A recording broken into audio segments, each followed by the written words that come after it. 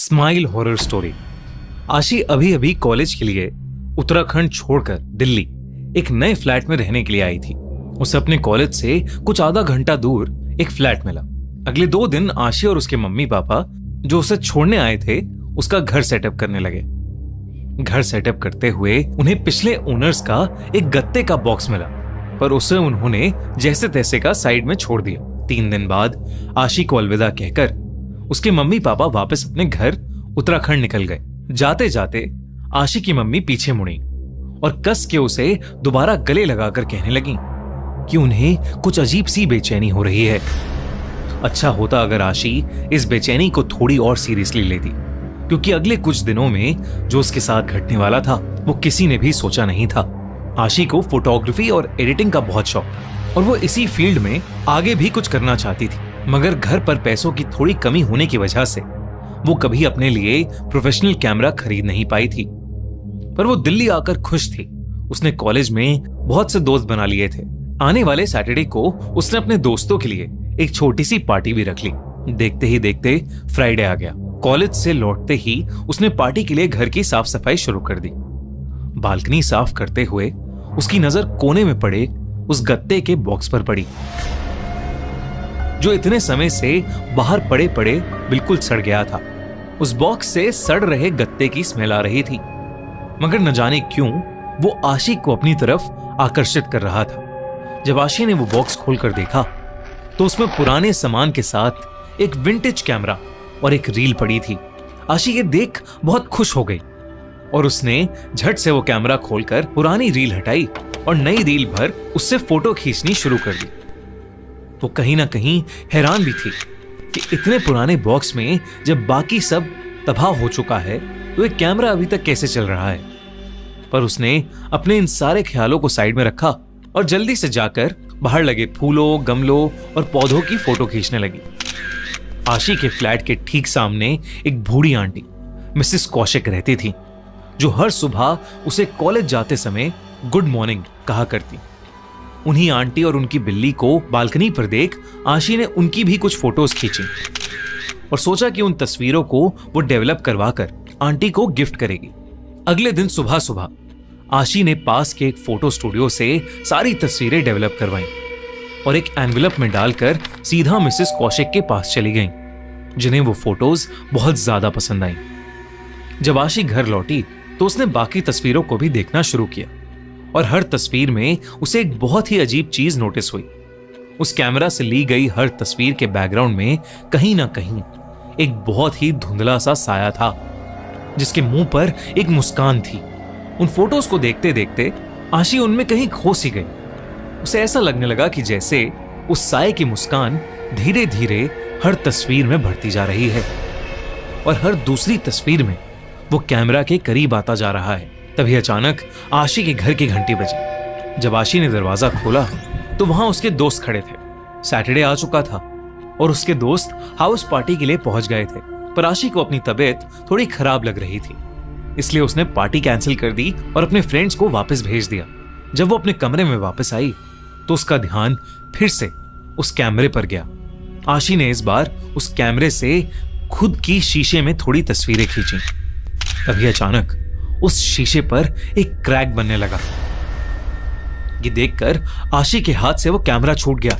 आशी जैसे ही पीछे मुड़ी उसे खुद की रिफ्लेक्शन शीशे में दिख रही थी, मगर उस रिफ्लेक्शन में उसके हाथ में कैमरा अभी भी था और उसके मुंह पर वैसी ही भयानक स्माइल थी, जिसे देखकर वो बहुत जोर से चिल्लाई और वहां रखी चेयर से टकराकर नीचे गिर गई। जब वो उठी तो वो शीशा बिल्कुल नॉर्मल था, बस उस पर एक क्रैक था।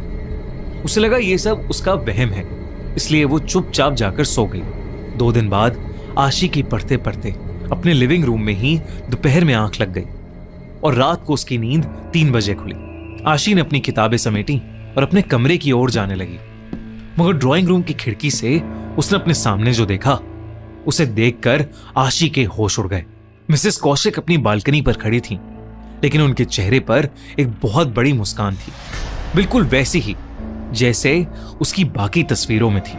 आशी वहीं जम गई, जैसे वो अपना पूरा जोर लगा रही हो मगर वो वहां से हिल ही नहीं पा रही थी।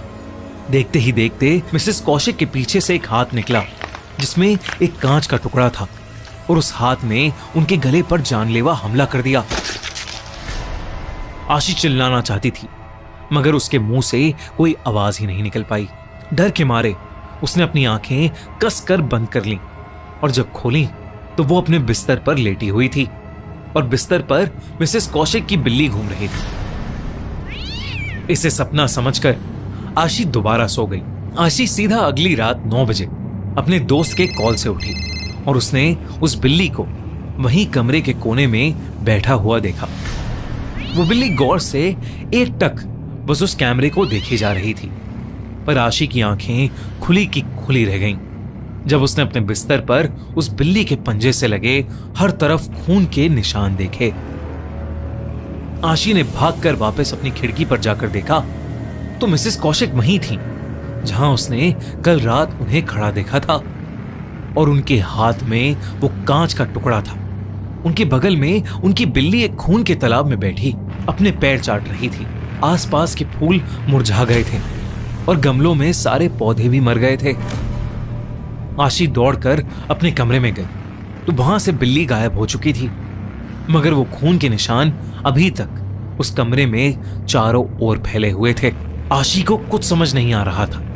बस उसने जल्दी से जाकर उस कैमरे को अपने डस्टबिन में फेंक दिया। तब उसकी आंखें बॉक्स में पड़ी पुरानी वाली रील पर पड़ी। जब उसने उसे गौर से देखा तो उसे रियलाइज हुआ कि वो पुरानी रील वही मिसेस कौशिक, वही पौधे और फूलों की थी जो बस 3 दिन पहले खींची थी। मगर इस बार वो साया बिल्कुल साफ साफ दिखाई दे रहा था। हर तस्वीर में आशी ही खुद पीछे खड़ी हुई थी और उसके चेहरे पर वही भयानक स्माइल थी। आशी को लगा कि वो पागल होती जा रही है और जैसे ही उसने आगे की तस्वीरें देखी उसका पूरा शरीर सुन्न हो गया। आगे की तस्वीरें आशी की ही थीं, कई उसके बचपन की, कई उसके स्कूल की, और हर तस्वीर में वो साया आशी के बिल्कुल पीछे खड़ा था, उसे अपनी डरावनी मुस्कान के साथ देखता हुआ। एकदम से पीछे डस्टबिन में पड़े कैमरा से एक क्लिक की आवाज आई, मगर पीछे कुछ भी नहीं था। और तब आशी ने उस रील की आखिरी तस्वीर देखी और वो आखिरी तस्वीर भी आशी की थी। ड्राइंग रूम में हाथ में रील लिए डस्टबिन में से खिंची हुई फोटो। मगर उस फोटो की सबसे डरावनी बात यह थी कि फोटो में आशी के बिल्कुल सामने मिसेस कौशिक और बहुत सारे ऐसे ही लोग एक लंबी भयानक स्माइल के साथ खड़े थे। कांपते कांपते आशी ने ऊपर देखा तो वही साया आशी के ठीक सामने आकर जोर से चिल्लाया, स्माइल। उस रात के बाद से आशी कॉलेज नहीं आई, ना ही वो किसी का फोन उठा रही थी। चिंता में अगले ही दिन उसके दोस्त फ्लैट के एजेंट के साथ अंदर घुस गए, मगर वहां कोई नहीं था, बस ढेर सारा सामान, और सामान के बिल्कुल बीच एक विंटेज कैमरा और एक रील जो आशी के मम्मी पापा आशी के सामान के साथ अपने साथ ले गए। कई महीनों तक आशी का कुछ पता नहीं चला, लेकिन एक दिन आशी के छोटे भाई ने वो कैमरा उठाया और उसने भी अपने घर के बाहर पेड़ की फोटो खींची जो 3 दिन बाद पूरी तरह से सड़ गया। जब उसके छोटे भाई ने वो फोटो डेवलप कराई तो उसे दिखा कि उस पेड़ के पीछे आशी खड़ी थी।